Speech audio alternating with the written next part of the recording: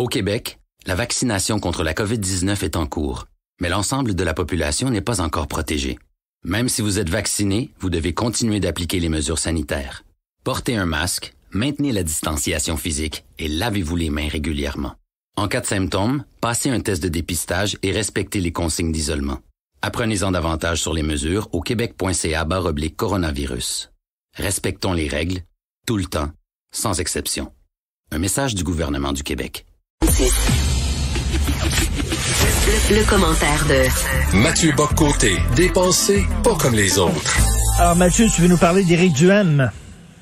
Oui, en fait, on l'a vu hier à Tout le monde en parle, faire sa grande rentrée comme chef politique finalement après son élection à la tête du Parti conservateur du Québec. Pardon. Et ce qui est assez intéressant, c'est la question qu'on se pose, c'est qu'au-delà du personnage qui est déjà connu, au-delà du personnage qui c'est une réputation de talentueux troublion depuis quelques années. Là, est-ce que la mue politique va réussir? Est-ce qu'il va être capable de changer d'habit? Est-ce qu'il va être capable de devenir un chef politique? Et la première impression hier, c'est que la mue, à tout le moins, se passe assez bien. Hein. C'est-à-dire, il cherche dans son cas, à se modérer, ce qui le marque quand même en décalage néanmoins avec le reste du spectre politique. Il y a un espace à occuper qui est celui d'une forme de populisme québécois auquel il veut donner à la fois, je dirais, ses lettres de noblesse. Il apparaît sur la question sanitaire, on le sait. Donc, c'est le créneau sur lequel il essaie d'émerger. Mais on sait aussi qu'il va rompre avec. Il a déjà rompu, en fait, avec l'antinationalisme d'Adrien Pouliot pour chercher à faire des conservateurs québécois un parti nationaliste à sa manière, même si c'est pas indépendantiste, un parti nationaliste. On connaît le parcours de Duhaime, on connaît sa transgression du politiquement correct, et on se dit qu'il est possible, sans s'enthousiasmer nécessairement pour lui, mais il est possible qu'il soit capable véritablement de tenir son pari, c'est-à-dire de faire surgir, se transformer ce groupuscule en parti politique, être capable finalement de donner une voix au courant de pensée qui est le sien. Donc manifestement, quelque chose s'est passé hier et quelque chose s'est passé cette dernière semaine. Nul besoin d'être enthousiaste à son sujet pour reconnaître que pour lui, c'est un succès. Je suis moins enthousiaste que toi. Je l'ai pas vu hier à Tout le monde en parle. J'essaie d'écouter Tout le monde en parle le moins possible pour ma santé mentale. Mais il courtise les coucous, Éric Duhaime. Là, en partant sa campagne, son premier coup de canon, c'était pour dénoncer la dictature sanitaire et tout ça. Il a ouvert les portes à tous ceux, justement, qui trouvent qu'on vit sous une dictature. Tous les coucous vont aller là-dedans, dans son parti. Et c'est sa base. Mais après ça, là, il va être pogné avec ces gens-là. Ah, mais je comprends, mais ne me prête pas d'enthousiasme. En fait, j'essaie de voir la chose telle qu'elle se présente dans son intérêt, dans le nôtre. Comme je dis, mes fidélités politiques se trouvent plutôt ailleurs qu'au Parti conservateur du Québec. Mais ce que je cherche à voir, c'est dans quelle mesure est-il capable de se tailler une place. Et tout le défi pour lui, tu as tout à fait raison, c'est de ne pas se laisser emprisonner par sa base militante. Et je jouerais pas nécessairement par sa base militante seulement, mais il y a un effet, quand un nouveau parti émerge sur un créneau populiste, il y a presque un effet magnétique à coucou, pour reprendre ton excellente formule. Ça attire presque inévitablement tous les frustrés, les bras cassés, les théoriciens du complot, les esprits paranoïaques. C'est presque inévitable qu'un parti comme celui-là réussisse à attirer de tels courants. Ensuite, la question, c'est est-il capable, lui, de ne pas se laisser emprisonner, de se laisser définir par ces gens-là? J'ajouterais que de ce point de vue, tous les partis, soit dit en passant, ont leurs extrêmes. Aucun n'en fait l'économie, hélas. Il y a des coucous à Québec solidaire, il y a des coucous au Parti libéral, il y a des coucous au Parti québécois, des coucous, il y en a partout. Là, il y a des coucous sanitaires avec lui. Toute la question est de savoir s'il est capable, justement, d'affranchir son propos de cette mouvance complotiste paranoïaque. J'ai tendance à croire qu'il en est capable, j'ai tendance à croire qu'il le veut, c'est ce qu'il disait hier à Tout le monde en parle. Ensuite, c'est tout le défi pour lui, justement, d'être crédible, sans être emprisonné par ces gens-là. Je ne sais pas s'il va réussir, mais ce qui est certain, c'est que pour l'instant, il réussit quand même à apparaître dans l'espace public comme un interlocuteur qu'on ne pourra pas contourner. Parce que je l'ai interviewé il y a quelques jours ici, puis bon, il me dit toujours, écoute, j'ai 1000 personnes, ou 2000, ou 10 000, ou 45 000, je me souviens plus du chiffre qu'il a dit, là, de gens qui ont pris leur carte du parti, qui sont membres et tout ça. Oui, mais j'aimerais savoir le profil de ces gens-là. Moi, je trouve que son calcul, c'est que pour se faire une base base, il est allé chercher ces gens-là, et après ça, il va vouloir élargir sa base, mais il va être pogné avec ces gens-là qui vont faire beaucoup de bruit et brasser la cabane au sein de son parti. Regarde comment les républicains aux États-Unis, toute proportion gardée, évidemment, c'est plus gros, mais les républicains, à quel point ils ont de la difficulté à se départir des coucous au sein de leur parti. Ah, mais t'as tout à fait raison. C'est-à-dire, le drame, c'est le paradoxe des bases militantes. Hein. C'est-à-dire, les gens qui sont prêts à mettre le plus d'énergie, de temps, d'argent dans un truc, eh bien, en échange, c'est pas nécessairement ceux qui ressemblent le plus aux citoyens ordinaires. Et dans la crise sanitaire actuelle, qui a vraiment, qui a excité les passions, il y a tout un courant un peu étrange qui est apparu. Bon, là, comment être capable de le gérer de manière équilibrée. Mais c'est pour ça que je pense que là-dessus, puis c'était un peu la réponse qu'il y a eu en échange avec Guy Lepage hier, qui lui dit, est-ce que vous êtes la maison des conspirationnistes? Et Duhem dit, un instant, qu'est-ce que vous entendez par conspirationniste? Et là, il fait la distinction entre ceux qui sont des authentiques conspirationnistes, puis il en manque pas, il faut pas se tromper. Des pédosatanistes au lézard, il faut faire toute la liste ou tout simplement l'idée que tout ça serait une forme de planification malsaine pour assujettir les peuples. Bon, ça, c'est d'authentique du moins. De l'autre côté, il dit, est-ce qu'on doit traiter de conspirationnistes ceux qui disent le masque à l'école, je suis pas certain, le masque dans la rue, je suis pas certain, puis on peut faire le couvre-feu, je suis pas certain. Donc là, je pense que tout le défi pour lui consiste à être capable de faire une critique des mesures sanitaires, plus c'est le créneau sur lequel il veut s'engager, faire une critique des mesures sanitaires qui demeurent dans le cercle de la raison, pour faire un clin d'œil à Alain Menck, pour qu'il demeure dans le cercle du propos politiquement compréhensible par le commun des mortels. Et ça, c'est à ce moment-là que je me dis, Éric Duhem a des qualités, a des défauts, mais c'est quand même un homme intelligent. Donc, est-ce qu'il sera capable de formuler une critique des mesures sanitaires qui est la sienne, qui n'est pas la mienne, hein, je prends la peine de le dire, c'est-à-dire c'est pas mon créneau, c'est pas mes références, mais dans la mesure où son courant de pensée veut percer, est-ce qu'il est capable de formuler ça de manière à être entendu par des gens équilibrés?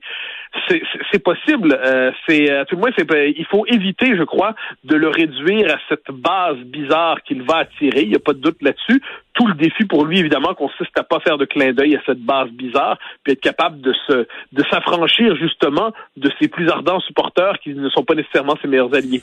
Et de toute façon, tous les partis comme ça, là, lorsque tu commences, là, t'es plus radical parce que tu sais que tu prendras pas le pouvoir, donc t'as des principes là, très radicaux, mais plus ça va, plus des gens votent pour toi, plus soudainement l'horizon d'une certaine victoire apparaît possible, plus tu vas aller chercher davantage de gens pour franchir le dernier kilomètre qui te sépare de la victoire, puis plus tu mets de l'eau dans ton vin et plus tu te recentres. C'est toujours l'histoire de tous les partis. Moi, je pense qu'il faut être sévère envers Duhem là-dessus, parce qu'il y a tous les gens que tu as évoqués qui sont dans sa base. J'espère qu'on va être aussi sévère, par exemple, envers le parti qui est son reflet à gauche, c'est-à-dire Québec solidaire. On peut dire que Duhem est à droite, que Québec solidaire sera à gauche, c'est-à-dire un parti plus radical. Et qu'on soit aussi sévère, justement, envers les coucous de Québec solidaire. Il y en a des coucous à Québec solidaire. Hein. Il y en a le collectif décolonial, racisé ou racisé décolonial, ou je me rappelle pas, de l'intersectionnalité décoloniale, quelque chose comme ça, dont on parle quelquefois. Je pense qu'il serait intéressant qu'on se penche aussi sur les coucous de l'extrême gauche, parce qu'ils existent aussi les coucous de la gauche radicale, mais c'est comme si eux bénéficiaient d'une forme de partie gratuite. Le Québec solidaire ne se laissant pas, comme si Québec solidaire ne devait pas assumer le poids de la présence de ces gens-là dans ses rangs. Bon, d'accord, mais de ce point de vue, il faut avoir un principe d'équilibre là-dedans. Moi, une chose qui m'agace toujours, c'est le 2 poids 2 mesures. Et moi, je pense qu'il faut être très sévère envers des coucous conspirationnistes. Il n'y a pas de doute là-dessus, mais il va falloir être sévère envers les coucous des différentes tendances.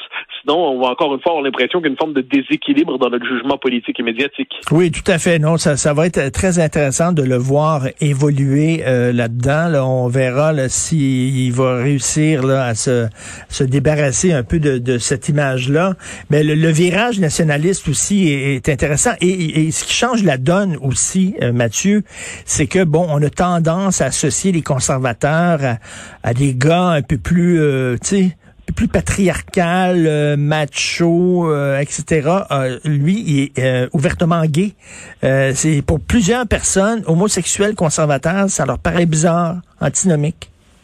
Oui, alors que faut noter que dans certains pays européens, souvent les leaders, j'en fais pas de lien, j'ai juste le remarqué, on a souvent eu des leaders populistes qui étaient de la même orientation qu'Éric Duhem. Moi, en ces matières-là, je le dis, je me contrefiche, mais à un niveau exceptionnel de ce que font les gens de leur vie privée.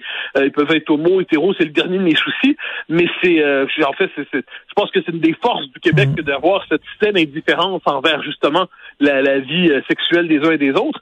Mais ce qui est intéressant, c'est qu'effectivement, ça brise, à certains égards, une certaine caricature, ça brise un certain préjugé, ça brise une certaine idée comme quoi Duhem, les conservateurs seraient nécessairement de la droite morale, seraient nécessairement des gens qui veulent contrôler ce qui se passe dans le pantalon des autres.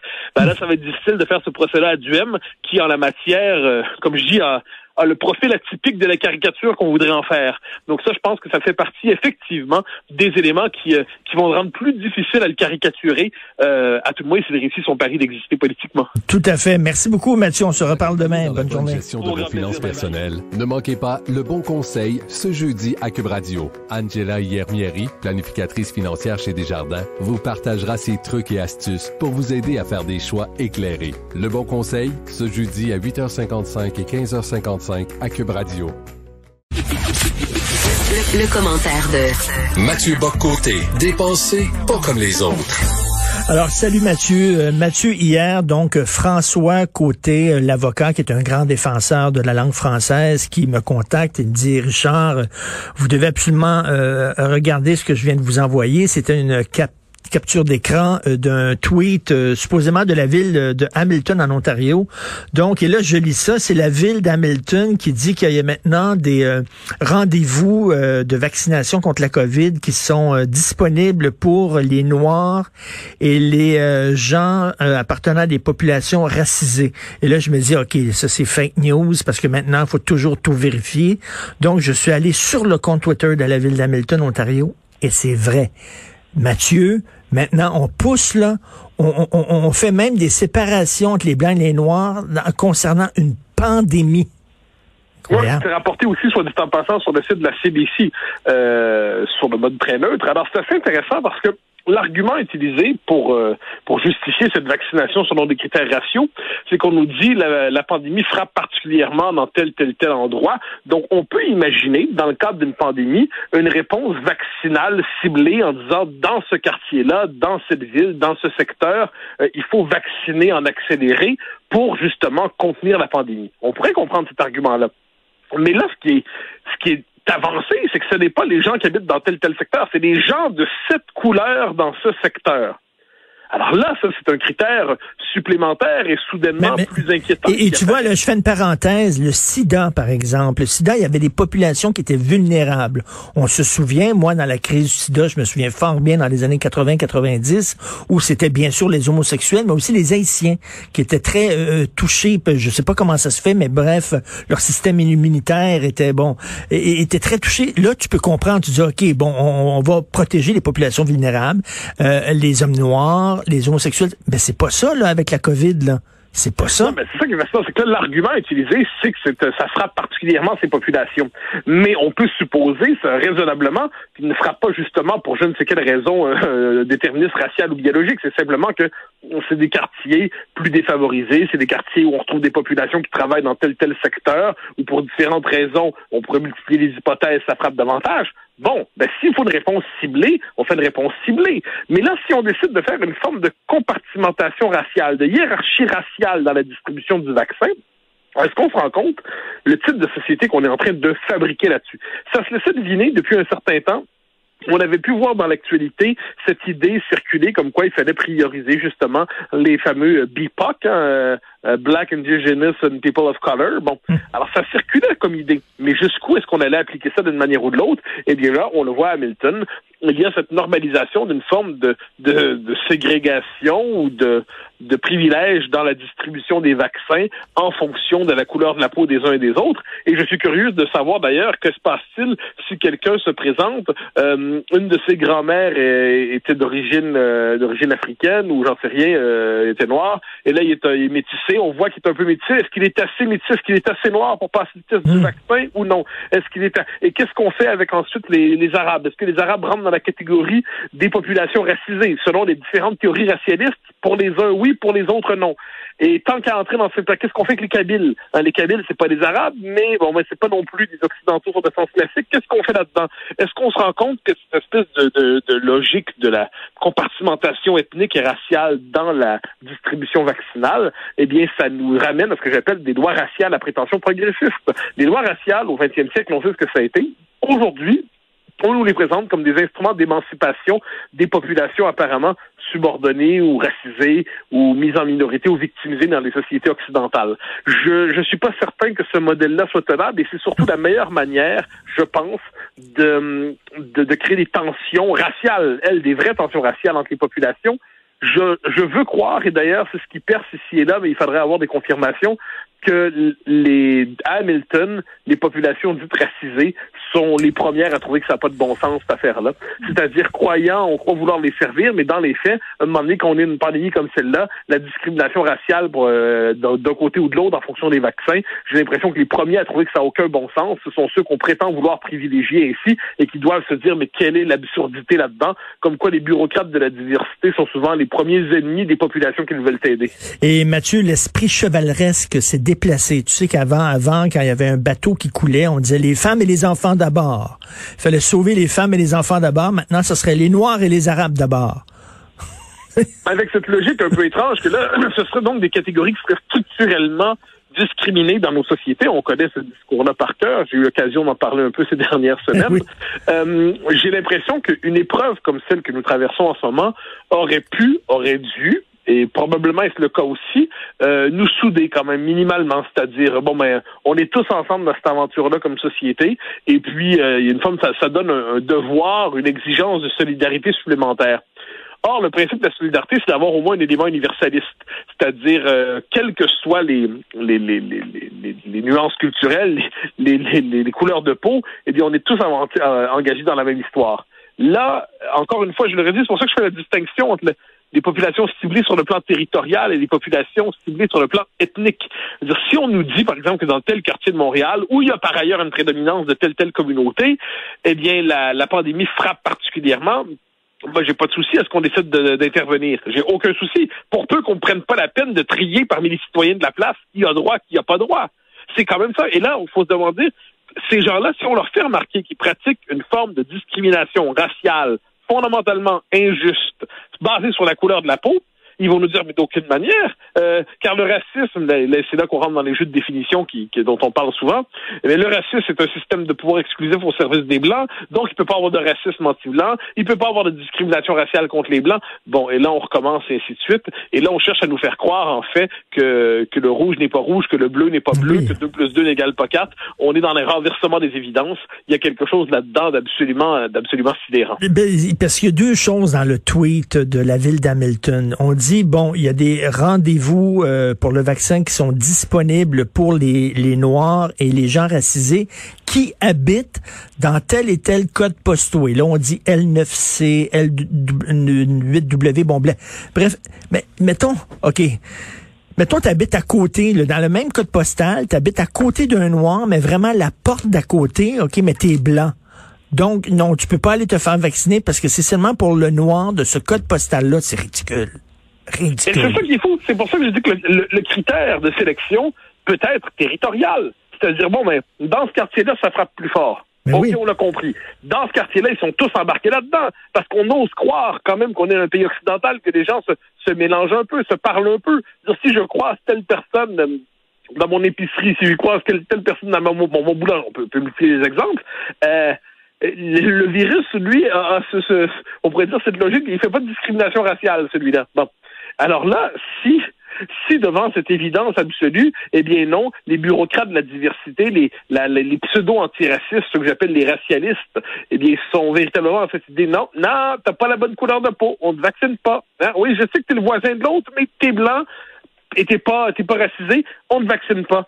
Est-ce que ces gens-là ont imaginé une manière plus efficace de créer une société avec des tensions raciales et du racisme partout? Mais là, ça va être quoi après ça? Là? Il va y avoir des plages de vaccination pour les Noirs transgenres ou les Noirs homosexuels? Quand on rentre dans cette logique-là, ça n'arrête pas. Et là, on est dans cette espèce, faut jamais oublier, en plus, on nous explique sans cesse, faut pas l'oublier, que du point de vue du racialisme, du nouvel antiracisme, la race est une construction sociale seulement. Bon, dans ce compte-là, il n'y a pas, en fait, d'identité raciale, il y a des racisés, comme on dit. Bon, dans ce compte-là, est-ce qu'on va se retrouver devant des gens qui disent, moi, je m'identifie à tac, pour avoir droit au vaccin, et ainsi de suite? Et là, non, on retrouve cette idée, finalement, de la race comme identité primordiale. C'est véritablement, c'est un univers mental orwellien. C'est un univers mental discriminatoire à grande échelle, et c'est pourtant ce qu'on nous présente comme l'idéal de la justice diversitaire et de la justice raciale au Canada. Et appliqué au nom, encore une fois, toujours d'un pseudo-pragmatisme, mais s'il y avait eu pragmatisme, je le redis, on aurait dit les gens du code postal X, Y ou Z, vous venez. Pas les gens du code X, Y ou Z avec le telle couleur de peau. C'est ridicule. Écoute, j'ai lu ton livre. D'ailleurs, tu reviens de ta tournée de promo en France, et félicitations, parce que ton livre a été extrêmement bien reçu là-bas, mais tu sais, juste comme tu pensais avoir touché le fond, juste que parce qu'il y a plein d'exemples dans ton livre d'aberrations, mais là, on est rendu là des vaccinations pour noirs seulement. Écoute, quelle est la limite? Ben, il y en a pas, en fait. Dans ce niveau-là, ça ne peut qu'aller en amplifiant. Tu sais, pour la petite histoire, j'ai remis mon livre, j'ai pas la date exacte en tête, mais jusqu'à la dernière seconde, j'ai embêté mes éditeurs en disant, un instant, j'ai des choses nouvelles sont arrivées, je dois les intégrer au texte. La folie a pris de l'avance sur nous. Et c'est un peu ce qui se passe en ce moment. C'est-à-dire, théoriquement, si je fais, là, on est déjà en réimpression, mais si j'en faisais une nouvelle édition, des exemples qui, au moment de l'écriture du livre, je me serais dit, ouais, là, ça va quand même loin, cette affaire-là. Ben, non, pas du tout, d'aucune manière. J'étais exagérément conservateur, j'étais exagérément optimiste, encore une fois. Non, on est rendu à la vaccination raciale. Ben oui, l'an prochain, on va lire ton livre, là, puis on va dire, écoute, il y avait rien là. C'est le vieux jeu, c'est dépassé. Il n'a rien vu venir. Il s'est contenté des prémices de la Révolution, alors qu'elle était déjà bien plus avancée. Autrement dit, ce livre, l'an prochain, sera décevant de manque d'imagination. Non, mais c'est vraiment... On en rit, mais pour pas pleurer. Là. Ça prendrait une édition chaque année, annuelle, avec de nouveaux exemples et tout ça. C'est la folie furieuse. Et c'est une pandémie, là. C'est vraiment... Ça touche tout le monde et toutes les institutions. Et on se reparlera la prochaine fois là, de ta tournée en France. J'aimerais savoir là, tes meilleurs moments et tes pires moments là-bas. Merci beaucoup, Mathieu. Dans la bonne gestion de vos finances personnelles, ne manquez pas Le Bon Conseil ce jeudi à Cube Radio. Angela Yermieri, planificatrice financière chez Desjardins, vous partagera ses trucs et astuces pour vous aider à faire des choix éclairés. Le Bon Conseil ce jeudi à 8h55 et 15h55 à Cube Radio. Le commentaire de Mathieu Bock-Côté, dépensé pas comme les autres. Alors, Mathieu qui est de retour de sa tournée de promotion pour son livre en France, faites-vous-en pas, il est en isolement préventif, il fait ça, il est selon les règles. Bonjour Mathieu. Bonjour. Alors, ton livre, la révolution racialiste, bien sûr, sur les racialistes, sur les woke. Est-ce qu'on t'a perçu en France comme étant au front? C'est-à-dire que la tempête woke souffle beaucoup plus fort ici qu'en France. Est-ce qu'on t'a perçu comme un gars qui était aux lignes Maginot et qui disait aux Français, voici ce qui vous attend si jamais l'armée woke traverse la ligne? J'espère que c'est pas la ligne Maginot parce qu'elle n'a pas très bien tenu dans l'histoire. mais assurément, c'est la position privilégiée du Québec. On n'en est pas toujours conscient, hein, mais c'est le point de contact entre l'Europe occidentale et l'Amérique du Nord, à tout le moins pour la France. Et on est véritablement, nous, au Québec, dans la fédération en plus. Donc, on a à la fois le point de vue sur le Canada et sur les États-Unis. On voit comment ça nous travaille, on voit comment ça nous traverse, on voit comment on y résiste. Donc oui, c'était un peu... je pense que c'était le titre que le Figaro a donné en une, c'est-à-dire lanceur d'alerte et ainsi de suite. C'est ce sentiment que nous témoignons de ce qui va leur arriver. Et là, les Français sont en deux sentiments. Un, c'est ils sentent bien que ça arrive, ils ont besoin de comprendre intellectuellement, ils ont besoin de comprendre conceptuellement c'est quoi cette révolution, c'est quoi cette inquisition, c'est quoi cette vague.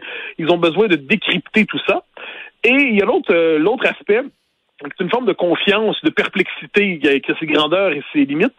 Ça consiste à dire, mais ils sont fous ces Nord-Américains, mais mais ça nous arrivera probablement pas. Mais au même moment où ils disent ça nous arrivera probablement pas, ils sentent bien que c'est en train de s'imposer peu à peu en France. Donc oui, j'ai l'impression d'être le témoin pour plusieurs d'entre eux, celui qui voit en direct ce qui arrive et ce qui leur arrivera. Et t'arrives avec le premier livre, là, vraiment en français, en tout cas, là, qui explique les tenants, les aboutissants de la nouvelle religion woke. Donc, t'as fait mais vraiment toutes les émissions de débat, radio, télévision, tout ça. Les gens qui étaient contre toi, parce que t'as débattu, t'as dû te coltailler à des gens qui étaient contre toi. C'était quoi leurs arguments? Pourquoi ils étaient contre ta perception des choses? Alors, je pense que il y a, c'est assez particulier. Ceux qui étaient, à part 2 ou 3 cas particuliers de gens qui sont des militants, on dit là-bas indigénistes et décoloniaux, et ainsi de suite, qui sont dans cette espèce qui incarnent de manière quasiment caricaturale ce discours-là. Ce qui m'a surtout frappé, c'était cette idée que en fait, je suis revenu, c'est cette perplexité. C'est ce sentiment que, est-ce que vous n'exagérez pas un peu? Est-ce que vous n'avez pas l'impression que tout ça, c'est une affaire qui est très nord-américaine, très pris dans quelques facs? Est-ce que vous n'avez pas l'impression que tout ça n'est pas, est-ce que vous donnez pas plus d'importance qu'il n'en faut à cette mouvance? Et moi, ce que je cherchais à expliquer, à mon avis, c'est que ce discours-là n'est plus cantonné dans les universités, quoi qu'on en dise. D'ailleurs, ce qui les frappait la plupart, c'est lorsque je leur expliquais comment, dans les entreprises aujourd'hui, dans l'administration publique, dans l'administration fédérale, dans tous les dans les grandes entreprises, dans le capitalisme woke, là, il y a une forme de sonnette d'alarme qui arrive parce qu'ils sentent bien qu'à partir du moment où ce discours-là s'industrialise à travers tous les ateliers d'équité, diversité, inclusion et ainsi de suite, à travers les ateliers de déblanchiment, à travers les ateliers pour que chacun confesse sa participation au racisme systémique. Là, il y a il y a quelque chose dans tout cela d'inquiétant. Puis aussi, quand je leur disais qu'il y a 2 ans et demi, 3 ans au Québec, eh bien, le racisme systémique, c'était une théorie qui était généralement conspuée.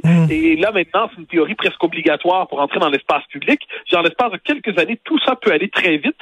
Et c'est pour ça que je sentais, puis surtout avant et après les émissions, ça, c'est un espèce de privilège. Je donne pas de nom quand je le raconte, mais des gens qui nous interviewent, puis après coup, ils viennent nous dire, ouais, ça m'a l'air plus grave que je ne le croyais, ça m'a l'air plus inquiétant que je ne le croyais. Puis là, on voit la presse écrite commencer à parler du livre en ce moment, que ce soit évidemment dans le Figaro, mais dans Le Point, l'Express, très bientôt, si je me trompe pas, dans Marianne, la France Culture, qui est quand même pas ce qu'on pourrait appeler la capitale de la pensée conservatrice. Ben non. Brice Couturier a eu la gentillesse de dire que c'était le grand livre attendu sur la présente vague idéologique, sur la présente révolution idéologique. Wow, et France. J'ai l'impression qu'il y avait une attente, un besoin, un désir d'explication, et que ce livre, pour l'instant, tout le moins, répond à ce désir. Wow, France Culture, c'est très à gauche, là. Écoute, c'est-à-dire que toi, il fallait que tu les convainques que, parce qu'on, tu sais, les départements de sciences humaines dans les universités, c'est un peu comme des laboratoires de virologie. C'est-à-dire que ça fait partie de leur job de manipuler des idées dangereuses, hein. Et ça fait partie de leur job. Et toi, c'était de dire, le virus a quitté le laboratoire. Il y a eu une fuite. Exactement. Là.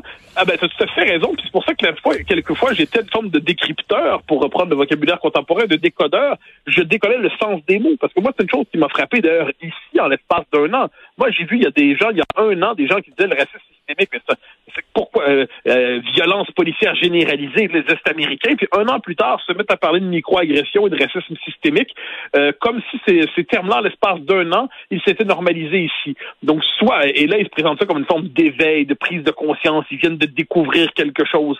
Et là, moi, ça m'a toujours intéressé de voir comment, et puis ça, c'est un aspect qui est assez important dans le livre, du moins, je le crois, c'est comment une partie de la bourgeoisie, de l'élite intellectuelle, de l'élite médiatique se convertit. Comment elle se convertit? Parce qu'elle comprend que dans un système qui fonctionne à l'inquisition idéologique, si on s'oppose à de tels concepts, on risque d'être disqualifié, diabolisé, transformé en infréquentable, d'être la cible de la cancel culture. Et là, ça me frappe, moi, de voir comment des gens se sont convertis. Donc, mon travail, ça consiste à bien des égards à expliquer les concepts, expliquer le sens des mots, expliquer pourquoi, si vous achetez ce concept-là, qu'est-ce que ça veut dire? Si vous achetez ce mot-là, qu'est-ce que ça veut dire? Et j'ai l'impression que beaucoup de gens sont dans une espèce de brouillard intellectuel, parce qu'il y a aussi, je le dis sans prétention, mais il y a quelquefois une forme de, je dirais pas de paresse, mais pas loin, ils vont pas lire les textes. Ils prennent pas aussi le temps d'aller lire les textes, appelons ça du wokisme. Et moi, c'est quand même j'ai toujours ce souci de me coller au texte, parce que je me dis, ces gens-là prennent au sérieux ce qu'ils écrivent quand ils l'écrivent, ben nous devons les prendre au sérieux pour voir ce qu'ils nous réservent. Et là, il y a toujours quand on donne des citations, quand on donne des phrases, quand on donne des explications théoriques, là, il y a une forme d'inquiétude. Puis ils comprennent mieux par ailleurs, parce que pour voir comment la France est traitée dans les grands journaux américains, le New York Times, le Washington Post, eh bien, ils comprennent mieux parce que quelquefois ils sont perplexes. Pourquoi est-ce qu'on traite la France de cette manière? Pourquoi on cherche à la bulldozer idéologiquement? Je crois qu'ils sont nombreux à se dire, ah, ok, d'accord, c'est ça le logiciel qui nous tombe dessus en ce moment. Alors, je dis ça sans vouloir me flatter, ça se peut que je me sois complètement gouré, mais j'ai l'impression que c'est comme ça que le livre a été accueilli, comme ce qui permettait de rendre intelligible ce qui semblait pour l'instant se présenter comme un brouillard. T'es comme Claude Lévi-Strauss, là. T'es un ethnologue, t'es allé voir une tribu très bizarroïde, particulière, dans le fin fond de la jungle, et tu viens nous expliquer comment cette tribu-là vit et fonctionne, et quelles sont ses valeurs. J'ai pas la prétention d'avoir le quart du 8e de l'envergure intellectuelle de Lévi-Strauss, mais j'en serais pas malheureux. Hein. Il faut savoir raison garder, modestie garder là-dedans. Quelqu'un a eu la générosité dans le Figaro Histoire de me comparer à Tocqueville. Bon, je le prends aussi comme un compliment, mais en ces matières, je me contente de dire, j'essaie d'être celui qui voit ce qui se passe, de le décrire le plus honnêtement possible, de le décrire sans interdit idéologique, parce que trop souvent, je pense que tu en fais l'expérience, on en fait tous l'expérience, quand on critique ces mouvements-là, eh bien, il y a un prix à payer dans l'espace public. Donc, ce qui fait qu'il y a beaucoup de gens qui vont venir nous voir après coup en disant, ah, je suis d'accord avec toi, mais comme tu sais, c'est pas possible de le dire. Ah, ça, j'ai aucune patience pour ça. Je vais même te donner un exemple. Oui. Je ne donnerai pas son nom parce que la politesse me l'interdit, mais après une interview qui se voulait assez musclée, dans le cadre de l'émission, l'animateur est venu me voir presque à la course après coup en disant, mais c'est absolument formidable, votre livre, c'est exceptionnel, vous êtes le nouveau Raymond Aron, c'est un travail absolument remarquable, vous êtes blablabla. Là, ça s'arrêtait plus, mais c'était, je veux dire, aussi disproportionné dans le compliment que c'était disproportionné dans forme d'hostilité quand même dans l'entrevue. Donc ça fait partie des petits rites du milieu médiatique et intellectuel. J'ai l'impression qu'ils sont nombreux à ne pas pouvoir dire ce qu'ils ressentent, à ne pas pouvoir dire clairement ce qu'ils pensent parce qu'ils ont l'impression que le prix à payer sera trop élevé. Ah, c'est de l'hypocrisie, ce que j'essaie de faire, c'est simplement d'éclairer l'époque qui vient. J'ai écrit ce livre-là saisi par une forme d'effroi. C'est la vérité, c'est que j'ai vu une espèce de courant idéologique s'imposer très rapidement. Je l'analysais depuis des années, mais là, il est dans son moment 93. Il est dans son moment où il s'impose avec une grande, grande virulence. Et à partir de là, on essaie de décrire les choses. C'est ma petite contribution là-dedans, c'est de chercher à montrer c'est quoi la logique qui anime toutes ces idées. Ensuite, à chacun de se positionner par rapport à ça. Et en terminant rapidement, Mathieu, est-ce qu'ils sont intéressés par le Québec? Est-ce que Ordon, il te parlait du Québec et la loi 21, notre combat pour la laïcité, est-ce que ça intéresse encore les Français? Ah oui, ça, là, franchement, j'en suis heureux. Premièrement, il y a toujours cette idée, puis là, je le dis pas simplement parce que je suis moi-même un indépendantiste enragé, il y a toujours cette question, le Québec libre, comment ça va? Est-ce que ça va se faire, le Québec libre? Ah, ça revient toujours. Il y a cette idée que quelque chose aurait dû arriver et n'est pas arrivé. Ensuite, ils disent, oui, mais c'est normal, vous êtes au front de cette bataille-là, vous êtes à l'avant-poste. Et là, il y a toujours cette idée, il faut les écouter, les Québécois, parce qu'eux subissent ça en ce moment. Eux sont les premiers témoins de ce qui arrive. Donc, il y a cette idée que, moi, ça m'a beaucoup frappé. D'ailleurs, le Québec joue une vraie place dans mon livre. Et j'étais touché de voir à quel point ce que nous vivons à la manière d'un avant-poste les intéresse et la grande sympathie quand même pour notre combat collectif pour l'existence nationale. Ça, je constate avec bonheur que si jamais on décide de se lancer un jour dans un 3e référendum, nous aurons encore des alliés. En tout cas, je te dis, là, on est très fiers de toi au Québec et moi en particulier, de voir mon ami sur la page couverture du Figaro Magazine. Écoute, de voir que un des grands intellectuels de la francophonie, c'est un gars d'ici, ça reflète un peu sur nous, tout le monde. Vraiment, bravo Mathieu. Merci. Merci infiniment. La vaccination contre la COVID-19 est en cours, mais l'ensemble de la population n'est pas encore protégée. Même si vous êtes vacciné, vous devez continuer d'appliquer les mesures sanitaires. Portez un masque, maintenez la distanciation physique et lavez-vous les mains régulièrement. En cas de symptômes, passez un test de dépistage et respectez les consignes d'isolement. Apprenez-en davantage sur les mesures au québec.ca/coronavirus. Respectons les règles, tout le temps, sans exception. Un message du gouvernement du Québec. Le commentaire de Mathieu Bock-Côté, dépensé pas comme les autres. Mathieu, on sait que François Legault est un homme d'affaires fortuné. Hein. C'était lui qui était derrière Air Transat, qui a fait beaucoup d'argent, mais il a toujours gardé quand même cette image-là d'un gars connecté aux Québécois moyens, à monsieur et madame tout le monde. On le voyait pas comme un millionnaire déconnecté, sauf hier, avec ses propos sur les logements. C'est la première fois où on se dit « Oh, boy, il est un petit peu déconnecté, là ». Qu'est-ce que t'en penses? On dit que le général de Gaulle demandait souvent à Madame de Gaulle quel était le prix du lait et le prix du pain, et qu'il, de temps en temps, dans son conseil des ministres, il demandait à ses différents ministres quel était le prix du lait et du pain pour vérifier quel était leur contact avec la France réelle. J'ai pensé à ça quand j'ai vu cette scène hier un peu étrange de François Legault qui se trompe manifestement sur la question du prix des logements. Je ne suis pas de ceux qui veulent à tout prix l'accabler sur le mode dont on va se jeter sur lui. Enfin, parce qu'on comprend que les oppositions s'emparent de ça en disant enfin il a fait la gaffe des gaffes. On va pouvoir lui faire le coup de l'épicerie à 75 $. On va pouvoir lui faire le coup de l'homme coupé du monde réel. Je pense que lui-même est conscient d'avoir trébuché. Mais ce qui est intéressant, cela dit, c'est que ça montre comment la question du droit au logement, j'aime pas ce terme qui peut être quelquefois trop militant, mais du droit simplement de se loger, du droit de se loger dignement, le droit d'accéder à la propriété, tout ça, c'est en train de devenir une question politique fondamentale à Montréal. C'est-à-dire, il y a cette espèce de projet qui est lié aux classes moyennes du 20e siècle qui consiste à devenir propriétaire, avoir son petit chez-soi, sa maison, son domaine à soi, et c'est une forme d'accès à un certain niveau dans l'existence, une forme de maturité. On a enfin son chez-soi. Et ce qu'on voit à Montréal, mais aussi ailleurs dans le monde occidental, c'est que les métropoles deviennent de plus en plus inaccessibles aux classes moyennes. Donc elles sont d'un côté réservées soit aux super riches, soit tout de même aux catégories sociales très privilégiées, soit à ceux qui les servent. Et l'entre-deux est condamné à une forme d'expulsion à l'extérieur des métropoles, dans ce qu'on appelle en France la France périphérique, ici dans la première, deuxième, troisième, quatrième couronne, jusqu'à ce que les couronnes se rendent un jour à Trois-Rivières. Donc il y a quelque chose là-dedans, la question du logement devient politique, et ensuite, je trouve ce qui me fascine dans tout ce débat-là, donc oui, on parle des rénovictions, c'est-à-dire quelquefois on décide de chasser les locataires, les locataires sont traités comme quantité négligeable. On devrait aussi se questionner sur les origines de cette pression sur l'immobilier qui fait en sorte qu'il est de plus en plus difficile de se loger dans la métropole. Mais à travers tout ça, ce qui se construit, c'est la question politique du logement qui ne devrait pas être réservée, me semble-t-il, au mouvement de gauche à prétention communautaire ou communautaire à prétention de gauche qui disent, nous, on est les seuls défenseurs du droit au logement. Non, ce qui se touche aujourd'hui, c'est pas simplement le logement accessible pour les plus modestes, c'est aussi la possibilité pour les classes moyennes d'habiter les métropoles ou d'être condamnés à s'en vivre de plus en plus et être de plus en plus éloignés du centre-ville ou simplement, dans notre cas, de l'île. C'est ça, mais Montréal n'est pas isolé là-dedans. Là. C'est pas un cas unique. Là. C'est comme ça partout. Là. Les classes moyennes ne vivent pas à Manhattan, ils vivent à Brooklyn, ils vivent pas en Île-de-France, ils vivent en banlieue, la première couronne, deuxième couronne. C'est un peu comme ça, un peu partout, malheureusement. Oui, mais alors, on avait l'illusion, parce que c'était le fait de la situation historique du Québec, que Montréal vivait un peu en décalage par rapport à ça. On avait l'impression qu'il y avait une forme, d'une manière ou d'une autre, d'exception montréalaise où les classes moyennes, par la vie de quartier, la vie de banlieue. Moi, j'aime dire Montréal est une ville agréable, mais n'est pas une ville très belle. Il faut beaucoup d'imagination pour trouver que Montréal est une belle ville. Oh non, c'est une ville laide. Point final. C'est effrayant.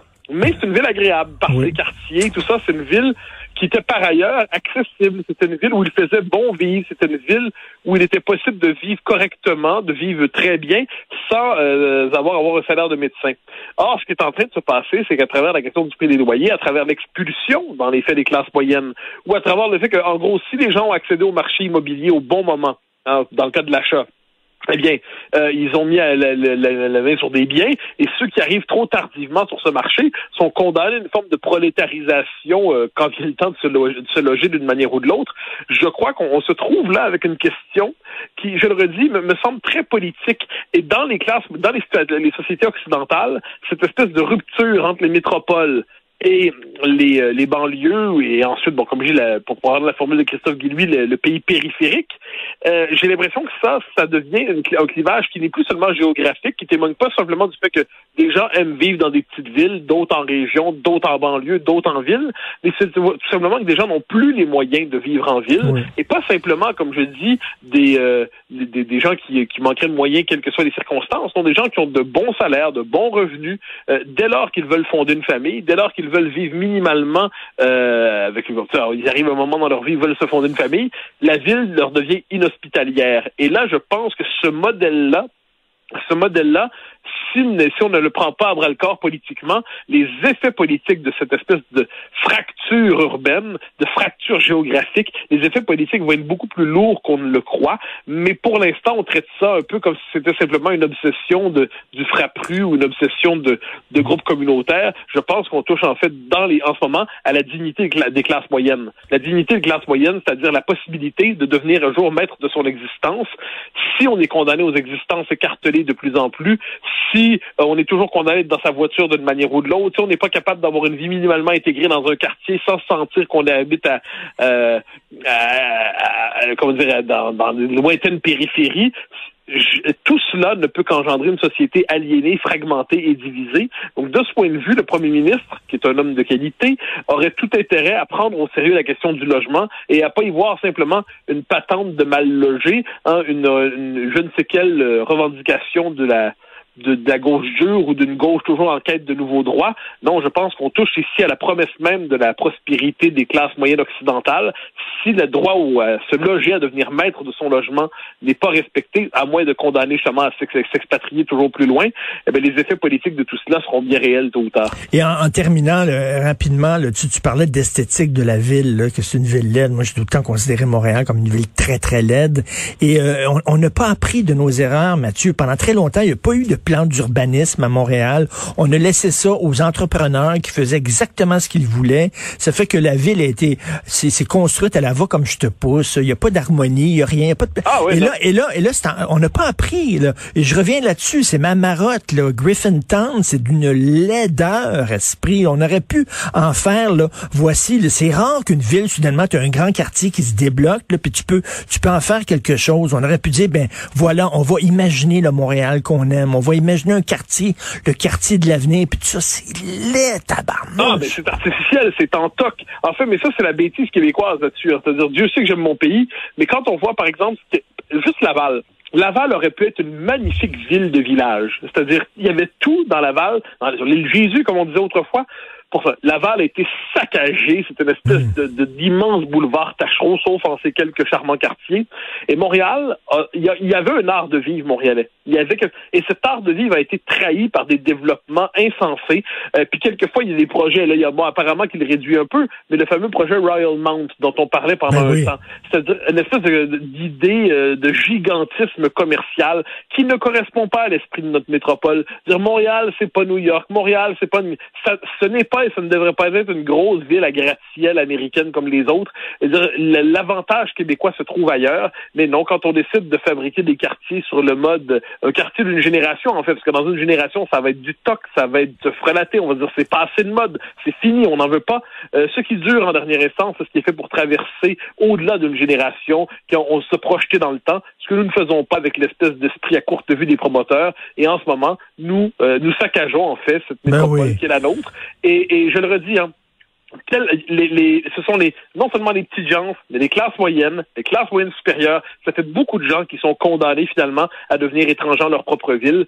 Je pense que cette question-là doit être prise au sérieux politiquement. C'est pas une question de gauche ou de droite, c'est une question, me semble-t-il, vraiment de bien commun. Écoute, avant, le plateau Mont-Royal, c'est les étudiants qui allaient vivre là. Tu sais, essaie d'acheter quelque chose sur le plateau maintenant.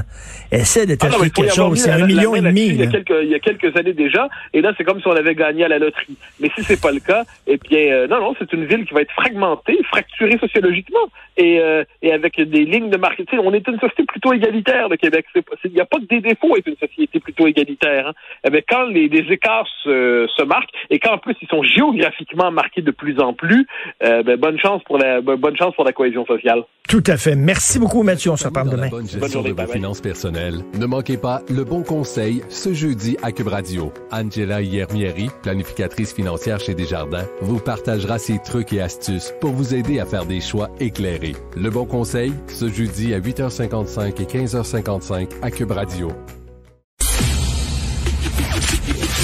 Le commentaire de Mathieu Bock-Côté, dépensé pas comme les autres.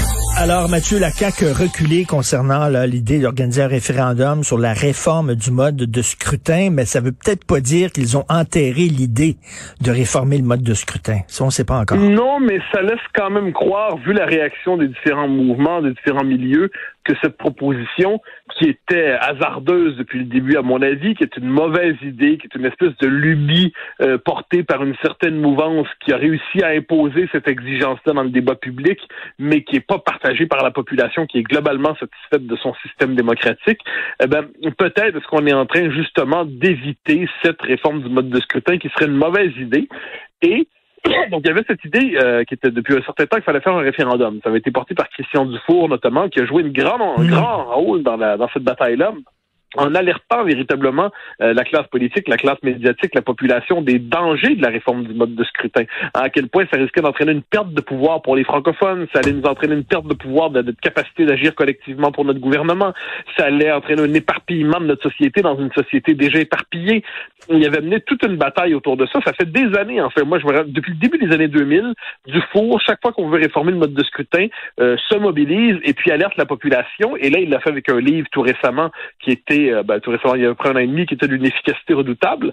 Et là, manifestement, il aurait été entendu. Donc moi, ce que je comprends de tout cela, c'est que la réforme du mode de scrutin n'aura tout simplement pas lieu. Évidemment, la mouvance qui le porte, ce projet-là, va continuer de militer c'est son droit, mais le gouvernement du Québec, je crois, a une réaction de bon sens en se disant que notre situation, notre ordre politique, notre régime politique est déjà relativement fragilisé, la situation des francophones est fragilisée, le Québec est déjà en train de se casser, eh bien, il ne faut pas accélérer le mouvement dans une réforme qui serait faussement démocratique puis qui, dans les faits, abîmerait notre capacité d'action collective. Mais toute l'idée de la proportionnelle, ça va tellement dans l'air du temps. Tu sais qu'aujourd'hui, les gens, par exemple, prenons les émissions de télévision.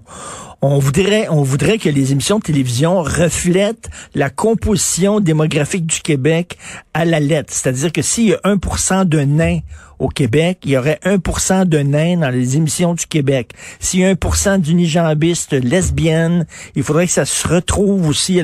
Fait que c'est ça, la proportionnelle, c'est il y a 1% des gens qui votent pour le parti des Martiens, il y aura 1% ça va dans l'air du temps, là.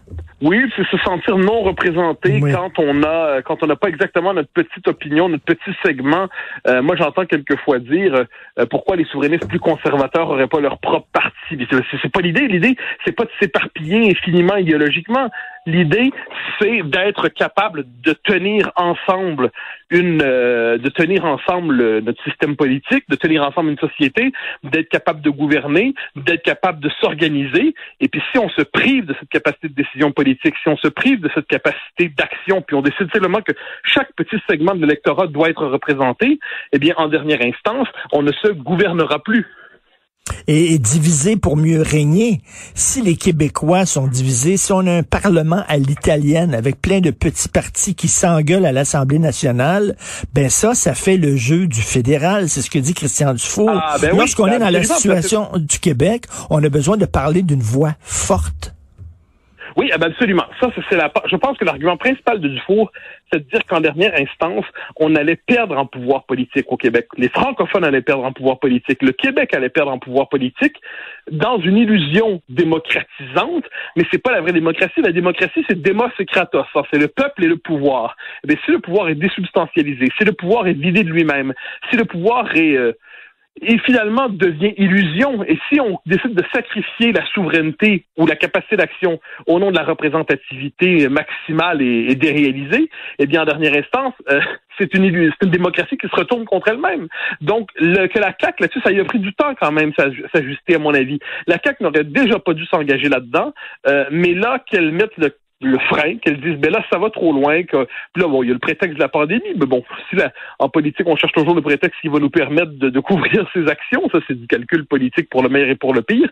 On aurait préféré que la CAQ dise non clairement au nom du principe même, que se réfugie pas derrière la pandémie. Il n'en demeure pas moins que c'est une bonne chose. Je crois que le Québec ne se perde pas là-dedans, et la CAQ a un réflexe de bon sens. La meilleure chose à faire, quelquefois, c'est de ne rien faire, et dans les circonstances, la CAQ fait bien de ne rien faire. La position du PQ est assez bizarre, parce que, bon, je sais pas si on fait de la petite politique avec ça, mais le PQ semble dire, la CAQ l'avait promis, puis bon, c'est une autre promesse que la CAQ n'a pas tenue. Mais en même temps, est-ce que le PQ se rend compte que la proportionnelle, ça serait pas bon pour le Québec? C'est qu'il y a toujours eu deux écoles chez les souverainistes là-dessus, deux écoles chez les péquistes. Il y a ceux qui disent qu'il faut construire la coalition souverainiste en permettant aux différents segments du souverainisme de s'exprimer. Donc là, chaque tendance pourrait y aller, puis ça construirait une majorité électorale qui permettrait d'enclencher un processus référendaire. Puis il y a ceux qui, de notre école, disent non, ce serait mauvais pour le Québec, justement, les arguments qu'on a avancés depuis tantôt, ça fragiliserait le nationalisme québécois, ça fragiliserait la majorité historique francophone. J'entends, comme je dis, moi, la question de la proportionnelle, j'en fais pas une question de religion, hein. Je trouve qu'il y a de bons arguments pour la proportionnelle. C'est vrai. C'est-à-dire, quelquefois, notre système a ses limites. Notre système peut être étouffant. Notre système, quelquefois, a un effet qui pousse au consensus exagéré. Mais je pense qu'il y a plus de mauvais arguments pour la proportionnelle que de bons arguments pour la proportionnelle. Donc, moi, ceux qui sont favorables à ça, je pense pas que c'est pas des martiens, là. Ils ont une option qui est légitime, qui est compréhensible, mais je pense qu'au final, pour peu qu'on décide pas de mettre de religion dans le système électoral, eh bien, le système électoral qu'on a, qui a été validé par l'histoire, qui a été marqué par l'histoire, qui porte cette histoire et qui, de ce point de vue, a l'avantage de la tradition, fonctionne mieux. Mais mais c'est vrai, le Parti québécois, globalement, en ce moment, il est favorable à la réforme du mode de scrutin, comme c'est souvent le cas des tiers partis qui croient être capables de s'inscrire durablement dans le système politique en s'y trouvant une niche plutôt qu'en redevenant potentiellement majoritaire. Mais monsieur et madame tout le monde, on a voté pour un gouvernement majoritaire qui est la CAQ, qui reçoit encore, malgré certains peut-être ratés du gouvernement, là, qui est encore appuyé par 70% des Québécois. Je pense que monsieur et madame tout le monde, je leur demande dans la rue, est-ce que vous trouvez que le mode de scrutin doit être réformé? Les Anglais disent, if it ain't broke, don't fix it. Ouais, ben voilà, je pense qu'il y a derrière ça, il y a toute une mouvance qui est un peu usée, cela dit, qui vient de ceux pour qui n'acceptent pas l'idée qu'un système soit porté par le poids de l'histoire, hein, que la tradition n'est pas suffisante. Il y a toujours le mythe, on va tout reconstruire sous le mode du contractualisme intégral, on va tout reconstruire dans le planifier dans le moindre détail. Eh bien non, quelquefois un système avec ses contradictions et ses limites qui a été validé par l'histoire, qui est porté par une tradition démocratique auquel les gens sont habitués, qui permet de former des gouvernements qui savent gouverner, qui permet aux francophones de demeurer le cœur du système politique. Bon, mais moi, je ne vois pas je pense, comme dit, ce sont des arguments j'accepte d'entendre des autres. On n'est pas ici, je pense, devant une question de religion, de philosophie politique profonde, de vision incompatible de l'existence. On fait juste voir c'est quoi le meilleur système. Et puis nous, finalement, quand on peut changer, c'est le moins qu'on peut se dire au fil du temps, il nous a bien servi comme peuple. Et Mathieu, en terminant, comment on se sent quand on est un people? Parce que les gens qui nous écoutent, OK, vous savez que Mathieu a fait tous les journaux, les radios, tout ça. Mathieu est dans le Paris Match. Il y a un texte, là, je suis impressionné. Attends une minute, t'es dans le Paris Match, toi, là. Ça veut dire que t'es un people. Tu sais que bientôt, là, la prochaine étape, tu vas avoir ta photo dans un mot croisé. Puis on va te demander de participer à des quiz. Tu le sais, là. Oui. Ça s'en vient, là. C'est à ce moment-là qu'il faut savoir poser ses limites. Alors, le Paris Match, c'est très élu. J'étais très heureux d'être en débat avec Rachel Kahn, qui est une femme de grande qualité. C'est élu, c'est un autre lectorat que celui que je rejoins normalement. J'en étais flatté. Pour ce qui est de la participation au quiz, comme j'aime dire, à la manière de souverain capricieux, je refuserai ce plaisir à ceux qui m'aiment bien. Donc, je pense que je serais plutôt mauvais dans un quiz. Je serais insupportable. Je voudrais argumenter avec l'animateur. Je pense que c'est à ce moment-là que je trouverais mon échec final. Donc, je me tiendrai loin des quiz, mais cela dit, j'étais quand même flatté de savoir que le Paris Match s'intéressait à mon travail. Donc, du Point au Paris Match, en passant par Marianne, le Figaro Magazine et quelques autres magazines plus spécialisés, des revues plus spécialisées, de Sud Radio à France 5, en passant par Europe 1 et France Culture. Bon, ben, c'était pas si mal. Dans le Paris Match, est-ce que t'es à côté d'un texte sur Stéphanie de Monaco ou quelque chose comme ça, non? non, Jane Fonda, quand même. Jane Fonda, quand même. Il y a du pluralisme intellectuel. Non, comme je dis que c'est un autre endroit. Je suis très honoré d'être là. J'en suis très, très heureux, très flatté. Surtout, le débat était de très bonne qualité avec le journaliste François Lestavel qui a mené ça. C'était de bon niveau, c'était de bonne qualité. C'était sur le mode de la discussion féconde. Donc j'étais aussi surpris qu'heureux de m'y retrouver. Et c'est en kiosque, je pense, à tout le moins à Paris depuis hier. Au Québec, je sais pas si c'est cette semaine ou la semaine prochaine, étant en quarantaine. Sortir de chez moi pour le vérifier. Mais je dis aux gens, là, si vous entrez là, dans un kiosque, là, dans un magasin, le magasin des magazines, comme j'appelle ça, là, feuilletez le Paris Match parce que les photos, ça vaut la peine de voir les photos de Mathieu. Je t'ai jamais vu en photo comme ça. C'est assez rigolo avec un regard très malicieux d'ailleurs. C'est très drôle. Bon week-end, Mathieu. Merci, bye bye. Salut.